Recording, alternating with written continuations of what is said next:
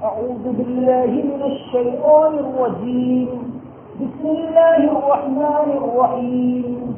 قال فإن اتبعتني فلا تسألني عن شيء حتى أحدث لك منه ذكرا.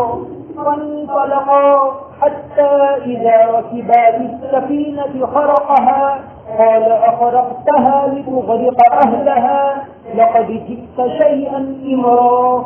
قال ألم أقل إنك لن تستطيع معي صبرا. قال لا تؤاخذني بما نسيت ولا ترهقني من أمري عسرا.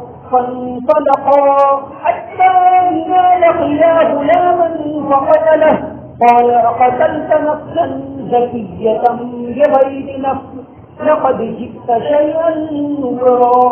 قال ألم أقل لك إنك لن تستطيع معي صبرا. قال إن سألتك عن شيء بعدها فلا تصاحبني قد بلغت من لدني عذرا. کہاں پس اگر تم میرے ساتھ رہنا چاہتے ہو تو مجھے کسی چیز کے بارے میں سوال نہ کرنا یہاں تک کہ میں اس کا تذکرہ کرنے کی شروعات کروں. بس دونوں چلے یہاں تک کہ کشتی میں سوار ہوئے. انہوں نے اس کشتی میں چھید کر دیا. کہاں کیا آپ نے کیا اس لیے کشتی میں چھید کر دیا تاکہ کشتی والوں کو غرق کر دے؟ تحقیق آپ نے بڑا خطرناک کام کیا. کہاں کیا میں نے نہیں کہا تھا کہ تو میرے ساتھ صبر نہیں کر سکے گا؟ کہاں آپ میری پکڑ مت لیجیے اس کام میں جو میں بھول گیا اور میرے معاملے کو مجھ پر تنگ نہ کیجیے. بس دونوں چلے یہاں تک کہ دونوں ایک لڑکے سے لیے. بس انہوں نے اس کو قتل کر دیا.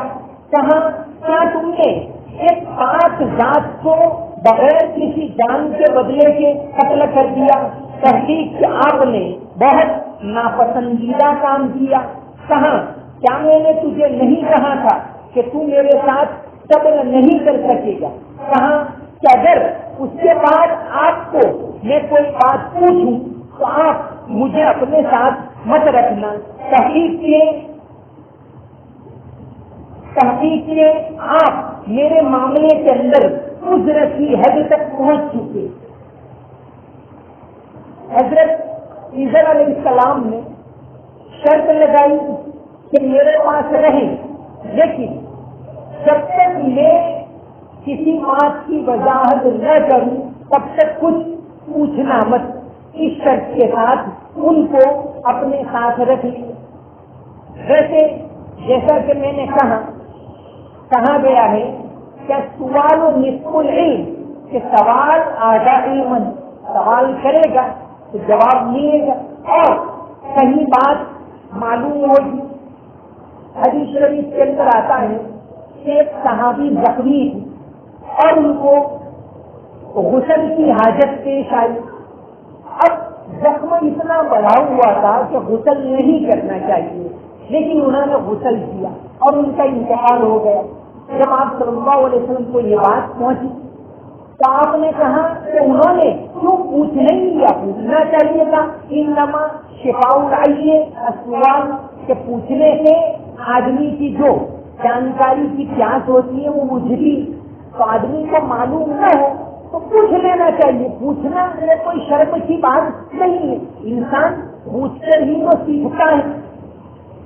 لیکن یہاں بات تربیت کی تھی اور حضرت خضر علیہ السلام کو معلوم تھا کہ یہ پیغمبر ہے اور کوئی بھی غیر شرعی بات ہوگی ان کے نزدیک شریعت کے خلاف بات تو یقیناً بول پڑیں گے، چپ نہیں رہیں گے. اس لیے شرط لگائی. اور موسیٰ علیہ السلام تو یہی جانتے تھے کہ یہ بہت بڑے بزرگ ہیں، بڑے جانکار ہیں، تو یہ تو کہاں شریعت کے خلاف بات کریں گے. اس لیے موسیٰ علیہ السلام نے شرط منظور کی کہ ستجدونی انشاءاللہ صابرا کہ آپ مجھے صبر کرنے والا پائیں.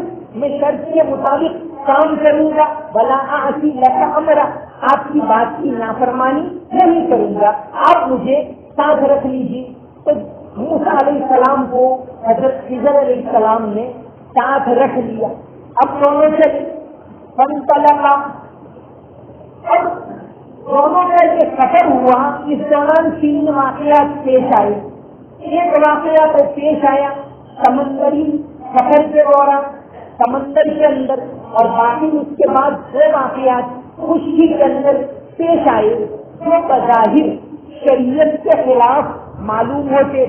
جیسا کہ پہلے میں نے بتا دیا کہ اللہ تبارک و تعالیٰ جو تقدیمی کام ہوتے ہیں وہ فرشتوں سے لیتے.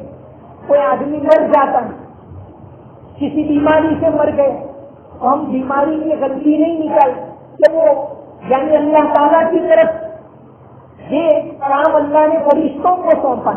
لیکن کبھی ایسا کام اللہ تبارک و تعالیٰ کسی انسان سے لے لیتے تو یہ بھی شریعت کے خلاف نہیں ہے, لیکن ہم کو بظاہر شریعت کے خلاف معلوم ہوتا ہے. تو فانطلقا, دونوں چلے. مفسرین لکھتے ہیں کہ ان کے ساتھ موسیٰ علیہ السلام کے شاگرد حضرت یوشع علیہ السلام بھی تھے, لیکن چونکہ معاملہ ان دونوں کے بیچ میں تھا, یوشع علیہ السلام کو خارج کے طور پر تھے, اس لیے یعنی ان کا تذکرہ نہیں ہے. لیکن امام بغوی یہ لکھتے ہیں کہ حضرت موسیٰ علیہ السلام نے آگے سفر کرنے کے دوران یوشع علیہ السلام کو واپس بھیج دیا. لیکن اکثر مفسرین یہی کہتے کہ یوشع علیہ السلام کی ساتھ تھی لیکن وہ خارج کے طور پر تھی. تو یہاں فرمایا فانطلقا, دونوں چلے حتی اذا رکبا فی السفینۃ, دونوں ایک کشتی میں سوار ہوئے. حدیث شریف کے اندر آتا ہے کہ دونوں کشتی میں سوار ہونے کے لیے سمندر کے کنارے پر کھڑے رہے. ایک کشتی آئی, اب دونوں سوار ہونا چاہتے, لوگوں نے ہاں نہ کہنا شروع کر دیا. لیکن بعض لوگوں نے بھانپ لیا کہ یہ تو وہی بزرگ ہیں, اللہ والے. حضرت خضر علیہ السلام کو بھانپ لیا کہ یہ تو بڑے اللہ والے, تو دونوں کو سوار کر لیا. یہی نہیں بلکہ یہ کہا کہ آپ ہم کرایہ نہیں لیں, بغیر کرائے کے دونوں کو سوار کر لیا. اب چلے کشتی چلی, اور یہی کشتی چل رہی تھی اور وہ واقعہ پیش آیا کہ چڑیا آئی اور اپنی چوٹ سمندر کے پانی میں ڈبوئی. موسیٰ علیہ السلام کو کہا حضرت خضر علیہ السلام نے کہ یہ چڑیا کی چوٹ کے اندر جتنا پانی لگا ہے وہ تو میرا اور تمہارا علم ہے, اور یہ پورا سمندر ہے وہ اللہ کا علم ہے. یعنی آدمی کو کبھی اپنے علم کے اوپر اپنی جانکاری کے اوپر فخر نہیں کرنا چاہیے, گھمنڈ نہیں کرنا چاہیے, چاہے وہ کسی طرح کا علم ہو, دینی علم ہو, کوئی فن ہو, کوئی دنیاوی علم ہو. آدمی کو گھمنڈ نہیں کرنا چاہیے بلکہ اللہ کا شکر ادا کرنا چاہیے. تو چلے حتی اذا رکبا فی السفینۃ غرقھا, ذرا آگے چلے کہ حضرت خضر علیہ السلام نے ایک پھاوڑا لیا اور کشتی میں قید کر دیا. ایک تختہ, اس کا لکڑے کا تختہ اکھاڑ دیا. اکھاڑنے کے بعد انہوں نے یہ کیا کہ اس کو رفو کر دیا, وہاں ایک شیشہ لگا دیا, ٹیبل لگا دیا, تو کشتی ٹھیک ہو گئی. لیکن اتنا کیا کہ وہ تختہ اکھاڑ دیا. حضرت موسیٰ علیہ السلام کو تعجب ہوا کہ ارے انہوں نے تو ہم کو بٹھایا کشتی کے اندر, یہی نہیں بلکہ یہ احسان کیا کہ بغیر کرائے سے بٹھایا, اور انہوں نے کیا کر دیا. تو موسیٰ علیہ السلام ایک دم ڈول پڑے, کیونکہ آپ اللہ کے پیغمبر, اور پیغمبر کا کام کوئی شریعت کے خلاف کوئی بات ہو تو ٹوکنا یہ تو کام ہے. ہمارا کام بھی یہی ہے کہ اگر کوئی شریعت کے خلاف بات ہو, من رأى منکم منکرا فلیغیرہ بیدہ, کہ کوئی آدمی شریعت کے خلاف بات دیکھے تو اپنے ہاتھ سے اگر روک سکتا ہے, اپنا ماں کہے تو ہاتھ سے روکے, یا اسی طرح بادشاہ وغیرہ ہے, پولیس ہے, تو سختی سے روکے. فَإِنَّ الْيَسْتَطِعْ فَبِلِسَانِهِ, اب اگر ہاتھ سے نہیں روک سکتا تو زبان سے روکے.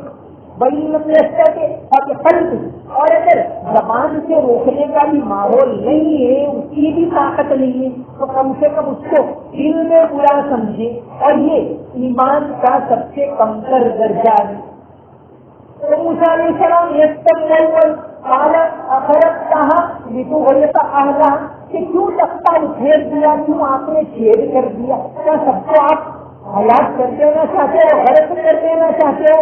لقد جئت شیئا نکرا، آپ نے تو بڑا خطرناک کام کر دیا۔ قال الم اقل انک لن تستطیع معی صبرا، فرمایا کیا میں نے نہیں کہا تھا کہ تم میرے ساتھ صبر نہیں کر سکو؟ کیونکہ یہ واقعہ بظاہر شریعت کے خلاف تھا، تو موسیٰ علیہ السلام بول پڑے۔ جیسے بات کرنا، کہاں کیا بات کرنا، کتنی بات کرنا، حدیث شریف کے اندر آتا ہے، موقوف حدیث حضرت علی رضی اللہ عنہ سے کہ حدث الناس بما یعرفون، کہ لوگ جتنا سمجھ سکے اتنی بات کریں، ان کے لیول کے مطابق بات کریں۔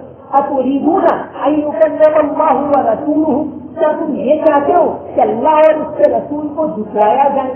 کیونکہ اگر بات سمجھنے نہیں آئے گی تو لوگ طرح طرح کے شک میں مبتلا ہوں۔ تو یہ بات کرنے کا طریقہ ہے، بات کرنے کا طریقہ ہے۔ اسی طرح بات کریں تو نرمی سے بات کریں۔ آپ صلی اللہ علیہ وسلم ہمیشہ نرمی سے بات کرتے۔ اللہ تعالیٰ نے موسیٰ علیہ السلام کو نرمی سے بات کرنے کا حکم دیا۔ ایک واقعہ آتا ہے العقد الفرید کے اندر، ایک بہت بڑے عالم تھے، نام بھی ان کا کتاب میں لکھا ہوا ہے لیکن ابھی میرے ذہن میں نہیں۔ مامون رشید کے زمانے میں مامون رشید نے کوئی مسئلہ پوچھنے کے لیے ان کو بلایا اور انہوں نے ذرا سختی سے کہا، مسئلہ بہت سختی سے بتایا کہ تم کو یہ اس طرح کرنا چاہیے، پتا نہیں تم کو، تمہارا باپ ہارون رشید بھی مجھ سے پوچھا کرتا تھا اور وہ فوراً بات کو مان لیتا۔ ایسا کہہ کر غصے ہو کر وہ نکل گئے۔ بعد میں مامون رشید نے پھر سے ان کو بلایا۔ جب مامون رشید نے بلایا تو بلانے والے نے کہا کہ تمہاری خیریت نہیں ہے، گردن جائے گی، تیار رہو۔ کہا ٹھیک ہے ہم چلتے۔ آئے مامون رشید نے کہا کہ اللہ تعالیٰ نے اس آدمی کو جو تم سے بہتر تھا اور اس آدمی کے سامنے جو مجھ سے بدتر تھا یہ کہا کہ نرمی سے بات کر، یعنی تم سے بہتر موسیٰ علیہ السلام اور مجھ سے بدتر فرعون تھا، اس کے سامنے بھی اللہ تعالیٰ نے موسیٰ علیہ السلام کو کہا فقولا لہ قولا لینا، کہ نرمی سے بات کرنا۔ تو بات نرمی سے کرنی چاہیے، سب بات سمجھ میں آتی، سختی ہر جگہ کام نہیں آتی، کبھی ہوتا ہے اس کا موقع، لیکن عام طور سے بات نرمی سے کرنی چاہیے۔ حدیث شریف کے اندر آتا ہے کہ نرمی کام کو خوبصورت بنا دیتی ہے اور سختی کام کو بگاڑ دیتی ہے۔ حضرت حزقیل علیہ السلام ایک بڑے پیغمبر گزرے ہیں بنی اسرائیل کے اندر، جن کے زمانے میں بخت نصر حضرت عیسیٰ علیہ السلام سے 600 سال پہلے یہ فلسطین کے اوپر حملہ کر کے پوری مسجد بیت المقدس کو ڈھا دیا اور پورے شہر کو تاراج کر دیا اور بنی اسرائیل کے بہت سے لوگوں کو قید کر لیا۔ بخت نصر جو ایران کا بادشاہ اور ظالم بادشاہ، اس میں حضرت حزقیل علیہ السلام کو بھی قید کر لیا۔ حضرت حزقیل علیہ السلام قید کے اندر بھی لوگوں کو سمجھاتے اور اسی دوران پھر اس بادشاہ نے یہ تل ابیب شہر بسایا تھا، پھر وہاں حضرت حزقیل علیہ السلام لوگوں کو سمجھانے لگے، اصلاح کا کام کرنے لگے۔ جب حضرت حزقیل علیہ السلام بہت زیادہ بڑھاپے کو پہنچے تب ان کو فکر لاحق ہوں کہ میرا جانشین کون بنے گا، لوگوں میں اصلاح کا کام اب کون کرے۔ آپ کو تلاش کی وہ ایسے بندے جو آپ کا خلیفہ بنے اور کام کرے۔ ایک پیغمبر کا نام آتا ہے قرآن کریم کے اندر خاص طور سے، وَإِسْمَاعِيلَ وَإِدْرِيسَ وَذُوالْكِفْلِ كُلٌّ مِّنَ الصَّابِرِينَ، یہ ذوالکفل یہ بڑے صبر کرنے والوں میں سے۔ حضرت حزقیل علیہ السلام نے جب مجلس ہوئی تب ان کے مرید موجود، کہا کہ میرا نائب کون بنے، 3 شرطیں ہیں کہ ایک تو وہ قائم النہار، دن کو روزانہ روزہ رکھتا ہو، قائم اللیل، رات کو روزانہ اللہ کی عبادت کرتا ہو، اور ہمیشہ غصے کو پی جاتا ہو۔ یہ 3 شرطیں ہوں وہ میرا نائب بنے گا۔ ایک آدمی کھڑے ہوئے بالکل دبلے پتلے، اور وہ حضرت اسماعیل علیہ السلام آپ نے دکھا دیا آزمائش کرنے کے۔ دوسرے دن پھر اعلان کہ میرا نائب کون لگے گا جس کے اندر یہ 3 صفات ہو، قائم النہار، دن کو روزہ رکھے، قائم اللیل، رات کو اللہ کی عبادت کرے، قائم الغیظ، غصے کو پی جائے۔ پھر وہ کھڑے ہوئے، پھر دکھا دی۔ تیسرے دن پھر یہی واقعہ پیش آئے، پھر کھڑے ہوئے تو ان کو بلایا اور سب بات چیت ہوئی، اور انہیں کو جانشین بنانا چاہا۔ شیطان نے چاہا کہ بھئی شیطان کو ہمیشہ یہی چاہے کہ اس قوم کی اصلاح نہیں ہونی چاہیے، ابھی اسکیل کے بعد کوئی ایسا آدمی ہونا نہیں چاہیے۔ تو اس نے یہ سوچا کہ میں اس کو غصہ کس طرح دلاؤں، اپنی مجلس بلائی، واقعات کے اندر آتا، اور مجلس کے اندر کہا کہ کون ان کو غصہ دلائے، اور کوئی کھڑا نہیں ہوا۔ پھر بعد میں پھر اعلان کیا تو ایک کھڑا ہوا، کہا کہ میں غصہ دلاؤں گا، میرا کام۔ کہا ٹھیک ہے، وہ کام اس کو سپرد کیا۔ یہ شیطان جب دوپہر کو ظہر کے بعد حضرت اسماعیل علیہ السلام کے سونے کا وقت تھا، جیسے ہی یہ تھے اور وہ پہنچ، حضرت اسماعیل علیہ السلام، ارے حضرت ذوالکفل جن کو نائب بنانا چاہا، جو کھڑے ہوئے، ذوالکفل رات بھر عبادت کرتے تھے، سوتے نہیں تھے، صبح کو قضا ان کا دربار لگتا تھا، فیصلے ہوتے، پھر دوپہر کو کھانے کے بعد، نماز کے بعد 2 گھنٹے سو جاتے، بس یہی ان کا سونا۔ پھر شام کو پھر مجلس لگتی۔ تو جیسے ہی ذوالکفل کا سونے کا وقت ہوا دوپہر کو، اور وہ پہنچے، شیطان پہنچا، کہا حضرت ایسا ہے ویسا ہے، ایک واقعہ پیش آیا ہے، میری زمین دبا لی ہے اور حق نہیں دیتے، جان بوجھ کر بہت لمبی بات۔ حضرت سنتے رہے، حضرت ذوالکفل، ان کا نیند کا پورا وقت ختم ہو گیا۔ حضرت نے کہا اچھا شام کو تم آؤ مجلس سے، ہم تمہارا فیصلہ کریں۔ شام کو وہ نہیں آیا، دوسرے دن صبح بھی نہیں آیا، پھر جب دوپہر کو سونے کا وقت ہوا پھر وہ آیا۔ حضرت ایسا ہوا کہ کل شام کو جب میں پہنچا، لوگوں کو پتا چل گیا کہ میں آپ کے پاس آیا تھا، تو کہا ہم حق لے دیں گے، یہ وہ، اس لیے میں شام کو نہیں آیا، صبح بھی نہیں آیا۔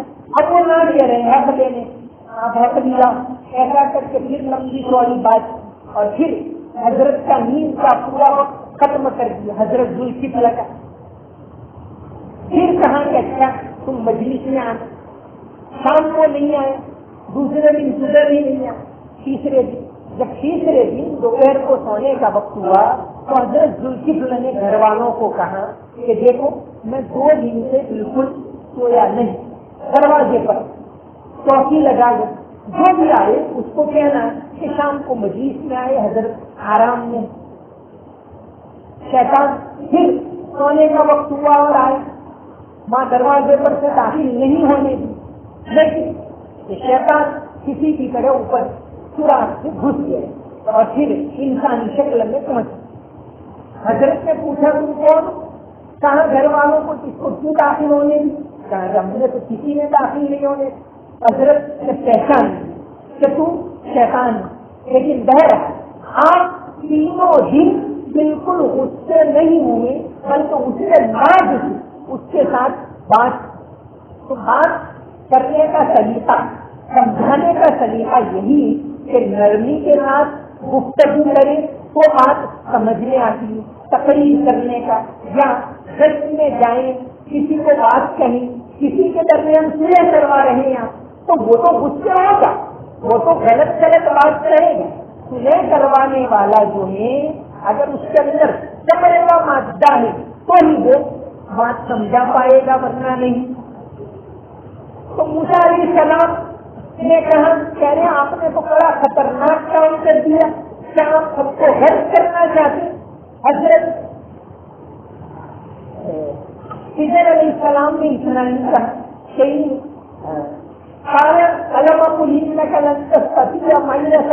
میں نے نہیں کہا تھا کہ تم صبر نہیں کر سکو۔ موسیٰ علیہ السلام نے کہا کہ میری بھول ہو گئی، میری پکڑ مت کرو، من عملی عسرا، اور مجھے تنگی میں مت ڈالو، مجھے معاف کر دو۔ فانطلقا، اب آگے دونوں چلے، اس مرتبہ کشتی سے اتر کر یہ خشکی کا سفر ہوا، حتی اذا لقیا غلاما، آگے چلے ایک لڑکا ملا، فقتلہ، خضر علیہ السلام نے اس کو مار ڈالا۔ کیوں مارا؟ یقین آگے حضرت خضر علیہ السلام وضاحت کریں گے کشتی نے کیوں چھیڑ دیا، جو واقعے کے اندر آگے آ رہا ہے خود حضرت خضر علیہ السلام بتائیں گے کیوں کیا۔ بظاہر کام شریعت کے خلاف کا بہت خطرناک کام تھا۔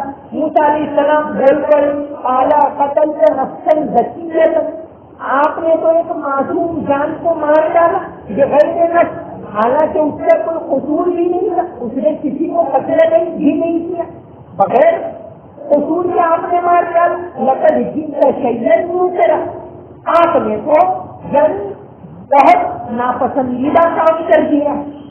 قال الم اقل لك انك لن تستطيع معي صبرا، خضر علیہ السلام کی بات پھر ہوئی، کیا میں نے تجھے نہیں کہا تھا کہ تو میرے ساتھ صبر نہیں کر پائے گا؟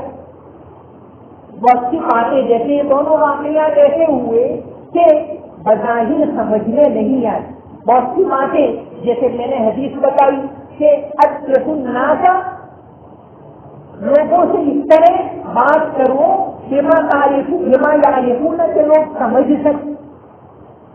تو یہ دونوں واقعات بظاہر شریعت کے خلاف معلوم ہوتے ہیں، سمجھنے نہیں آتے، اسی لیے تو حدیث شریف کے اندر آتا ہے، حضرت ابو ہریرہ رضی اللہ عنہ سے مروی ہے کہ فرمایا کہ حفظت من رسول اللہ صلی اللہ علیہ وسلم بیعین، میں نے آپ صلی اللہ علیہ وسلم سے 2 طرح کے علم حاصل کی۔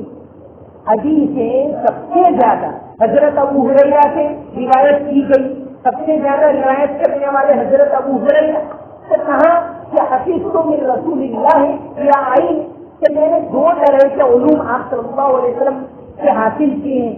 امن اول کہ بہرحال پہلی قسم کے علوم جو تو میں نے پوری طرح پھیلا دی، وامن آخر فلو بسطتہ، اگر دوسری قسم کے علوم اگر میں سب کے سامنے کہنے لگوں تو تیرا حاضر بلعوم، تو لوگ میری گردن اڑا دیں گے۔ اور حضرت علی رضی اللہ عنہ کا قول ہے کہ علم کے اندر بہت سے موتی ہوتی، لیکن یہ موتی سب کے سامنے ظاہر نہیں کیے جاتے، تو لوگوں سے اتنی بات کی جائے جو ان کو سمجھ میں آئے۔ بزرگان دین جو ہوتے ہیں، اللہ والے ہوتے ہیں، وہ لوگوں کو لے کر بات کرتے ہیں اور وہ خود بھی عمل کرتے ہیں، تو ان کی باتوں میں تاثیر ہوتی ہے۔ ایک واقعہ آتا ہے، شاہ عبد القدوس گنگوہی رحمۃ اللہ علیہ، ان کے بیٹے مولانا یہ عبد النبی گنگوہی، دہلی کے اندر یہ جمعیت علماء کی جو آفس مسجد عبد النبی اس کا نام، مولانا عبد النبی گنگوہی جو اکبر کے زمانے میں، پہلے اکبر کے دربار میں انہوں نے کام بھی کیا، لیکن جب بعد میں یہ غلط باتیں دیکھی شریعت کے خلاف تو الگ ہو گئے عبد النبی گنگوہی، اور انہی کے نام پر اکبر نے یہ مسجد بنوائی، مسجد عبد النبی، دہلی میں ITO کے پاس جہاں آج تک جمعیت علماء کا دفتر ہے۔ مولانا عبد النبی جب یعنی وہ تو دور دراز علم حاصل کرنے کے لیے گئے، کئی ملکوں میں جا کر اس زمانے میں علم حاصل کی، جب علم حاصل کر کے آئے تو مولانا عبد القدوس سے بڑے اللہ والے بنے گئے، اس وقت یعنی ہزاروں لوگ ان کو مانتے تھے، ان کے خانقاہ میں آتے، لوگوں نے عرض کیا کہ حضرت یعنی عبد النبی کا بیان جب وہ پڑھ کر آئے تو کچھ بتائیں. تو مولانا عبد النبی کا بیان کیا ہوا برابر انہوں نے لمبی تقریر کی 2 گھنٹے اور لوگ سنتے رہے. جب تقریر ختم ہوئی تو کہا کہ مولانا عبد القدوس دعا کروائیں. مولانا عبد القدوس آئے اور بیٹھے اور صرف 2-4 منٹ انہوں نے بیان کی. لکھتے ہیں کہ 2-3 باتیں کہیں ایک دم مختصر. حضرت کا اتنا کہنا تھا کہ مدینے میں لوگ رونے لگے. پھر مولانا عبد القدوس نے کہا کہ میں عبد النبی کو یہ بات سکھانا چاہتا ہوں کہ بات تم لمبی چوڑی باتیں کہو وہ اثر نہیں کرتی. اصل بات دل سے کہی جاتی ہے, اخلاص سے کہی جاتی ہے, خود عمل کر کے پھر کہی جاتی ہے, وہ اثر کرتی ہے. دل سے جو بات نکلتی ہے اثر رکھتی ہے. یہ بات سمجھانے کے لیے میں نے یہ بیان کیا. ایسا انہوں نے مولانا عبد النبی کو کہا. تو حضرت خضر علیہ السلام نے بھی یہی بات کہی کہ لن تستطيع معي صبر. میں نے تو کہا تھا کہ تم صبر نہیں کر سکو. پہلی مرتبہ تو موسیٰ علیہ السلام سے راستہ کھول پڑے, تشریح ان کی بھول, اس لیے انہوں نے کہا کہ ایمان نصیب. لیکن اس مرتبہ ایک آدمی کو, لڑکے کو قتل کر دیا, یہ تو بہت خطرناک بات ہے. اور حضرت موسیٰ علیہ السلام نے جان بوجھ کر کہا, اس لیے یہاں انہوں نے فوری کچھ نہیں کہا بلکہ یہ کہا سألتو کا انشئی. اچھا ایسا کرو آئندہ اگر میں کوئی سوال کروں فلا تو صاحب تو مجھے ساتھ مت رکھنا. لقد بلغت من لدنی اجرا. تو اب آپ اجرت کی حد تک پہنچ گئے. اب کوئی بات میں پوچھوں تو ساتھ مت رکھنا. موسیٰ علیہ السلام کی سمجھ گئے کہ ان کے ساتھ رہنے میں اور یہ باتیں جو ہو رہی ہیں وہ تو ہم کو سمجھنے نہیں آتی. تو اب موسیٰ علیہ السلام نے یہ کہا. پھر دونوں آگے چلے اور ایک اور واقعہ, تیسرا واقعہ پیش آ رہا ہے. وما علینا الا البلاغ المبین. اللهم صل على محمد وعلى ال محمد وبارك وسلم. ربنا آتنا في الدنيا حسنة وفي الآخرة حسنة وقنا عذاب النار. اللهم اغفر لنا ولوالدينا ولمشايخنا ولأساتذتنا ولأقاربنا ولأحبابنا ولمن له حق علينا ولمن أوصانا بالدعاء. واغفر اللهم لجميع المؤمنين والمؤمنات والمسلمين والمسلمات الأحياء منهم والأموات إنك سميع قريب مجيب الدعوات. یا اللہ ہمارے گناہوں کو معاف فرما, یا اللہ تمام غلطیوں کو معاف فرما, یا اللہ تمام قصوروں کو معاف فرما, یا اللہ عافیت عطا فرما, امن و امان عطا فرما, سکون والی زندگی عطا فرما, ہدایت والی زندگی عطا فرما, تلاوت والی زندگی عطا فرما, عبادت والی زندگی عطا فرما, یا اللہ عافیت والی روزی عطا فرما, حلال روزی عطا فرما, یا اللہ نفع دینے والا علم عطا فرما, نقصان دینے والے علم سے ہماری حفاظت فرما. یا اللہ دعوت کے ماحول کو سازگار فرما. یا اللہ دین کی دعوت کو عام کرنے کی تمام مسلمانوں کو توفیق عطا فرما. یا اللہ ملک کے اندر امن و محبت کا ماحول قائم فرما. یا اللہ نفرت کے ماحول کو ختم فرما. یا اللہ تمام مسجدوں کی حفاظت فرما, مدرسوں کی حفاظت فرما, خانقاہوں کی حفاظت فرما, علماء کی حفاظت فرما, شہر میں رہنے والے مسلمانوں کی حفاظت فرما, دیہاتوں میں رہنے والے مسلمانوں کی حفاظت فرما. یا اللہ سب کو دین کے اوپر چلنے کی توفیق عطا فرما. حرمین شریفین کی حفاظت فرما, بیت المقدس کی حفاظت فرما. یا اللہ مسلم حکمرانوں کو صحیح سمجھ عطا فرما. یا اللہ مسلم ملکوں کے اندر امن و امان عطا فرما. یا اللہ ہر طرح کے ظلم و ستم کو ختم فرما, ہر طرح کے ظلم و ستم کو ختم فرما. یا اللہ مل جل کر رہنے کی توفیق عطا فرما. یا اللہ دینداری کو عام فرما. نفس اور شیطان کے فتنوں سے تمام کی حفاظت فرما. یا اللہ نفس اور شیطان کے فتنوں سے ہم تمام کی حفاظت فرما. یا اللہ ہم میں جو بیمار ہیں ان کو شفا کاملہ عاجلہ نصیب فرما. یا اللہ جو پریشان ہیں یا اللہ ان کی پریشانی کو اپنے فضل و کرم سے دور فرما. یا اللہ ہماری عبادتوں کو قبول فرما اور زیادہ عبادت کرنے کی توفیق عطا فرما, تلاوت کرنے کی توفیق عطا فرما, قرآن کی محبت عطا فرما. یا اللہ تیرے حبیب صلی اللہ علیہ وسلم کی سچی پکی محبت ہم سب کو عطا فرما, آپ کے اخلاق حق کو اپنانے کی، اس کے اوپر چلنے کی ہم سب کو توفیق عطا فرما۔ اللہم صل علی محمد وعلی آل محمد وبارک وسلم۔ سمعنا واطعنا غفرانک ربنا والیک المصیر برحمتک یا ارحم الراحمین۔